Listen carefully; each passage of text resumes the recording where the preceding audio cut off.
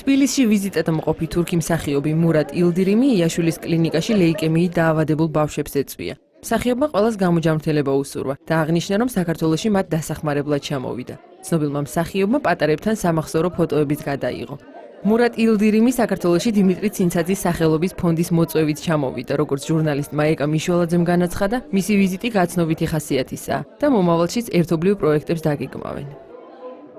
მე ვფიქრობ, რომ ამ პატარებმა უკეთეს საავადმყოფოში უნდა იმკურნალონ, რა თქმა უნდა, მე ყველაფერს გავაკეთებ მათ დასახმარებლად, მაგრამ ხელმოქმედებაში აუცილებელია ჩაერთოს როგორც ბიზნეს სექტორი, ასევე სახელმწიფო. ჩვენ ყველა ერთად უნდა დავეხმაროთ პატარებს, რადგან მათ კარგი მომავალი და ჯანმრთელობა ჰქონდეთ.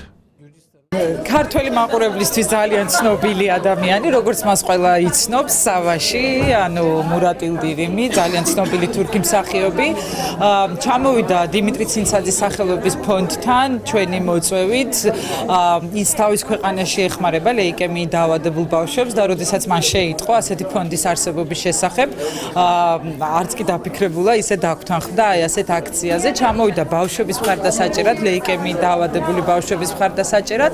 თუმცა ეს მხოლოდ დასაწყისია, მე კიდევ ერთხელ ვიმეორებ, ეს არის რაღაც უფრო მაინც გაცნობიტი შეხვედრა და შემდეგში იქნება ძალიან საინტერესო ერთობლივი პროექტები, იმიტომ რომ მას ძალიან უნდა, რომ აი ყველაფერი გააკეთოს, რაც კი მის ძალებშია და თუნდაც აღემატება მის ძალებს.